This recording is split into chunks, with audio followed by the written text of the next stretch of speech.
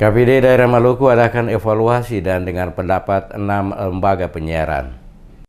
Komisi Penyiaran Indonesia Daerah Maluku telah selesai melakukan evaluasi dengar pendapat atau EDP dengan 6 lembaga penyiaran di Maluku yang mengajukan permohonan izin. Ketua KPID Provinsi Maluku Mutiara Dara Utama kepada DMS Media Group menjelaskan, dengan dikeluarkannya keputusan Menteri Kominfo nomor 171 tahun 2018 tentang pengumuman peluang penyelenggaraan penyiaran lembaga penyiaran swasta jasa penyiaran radio, dikatakan Mutiara sejak dibuka peluang usaha mendapat respon yang cukup baik dari masyarakat, terutama para pendiri radio. Hal ini terlihat dari jumlah radio yang telah mendaftar hingga hari terakhir batas waktu yang diberikan. Terdapat 6 lembaga penyiaran yang telah mengajukan izin untuk diproses melalui KPID Maluku. Dari ke-6 lembaga penyiaran tersebut, 4 di Kota Ambon dan 2 di Kabupaten Maluku Tengah. 2 lembaga penyiaran yang juga baru selesai mengadakan evaluasi dengar pendapat dengan KPID Maluku, yaitu PT Radio Duta Suara Masohi dan PT Radio Duta Suara Ambon. Dijelaskannya, KPID dalam tugasnya akan melakukan evaluasi dengar pendapat dengan pemohon dari lembaga penyiaran. Setelah itu, jika dianggap layak, maka akan dikeluarkan rekomendasi untuk selanjutnya akan diproses ke tahap berikutnya dalam memperoleh izin.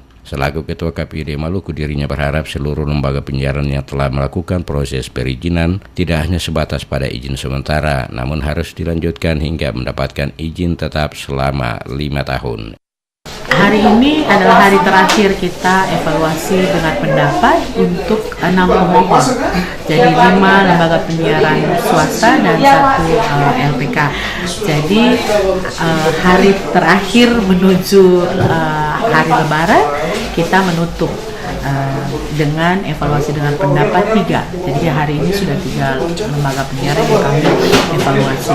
Kami berharap semua lembaga penyiaran, terutama juga Duta Masohi dan juga Duta Ambon, itu bisa berproses sampai dapat izin tetap.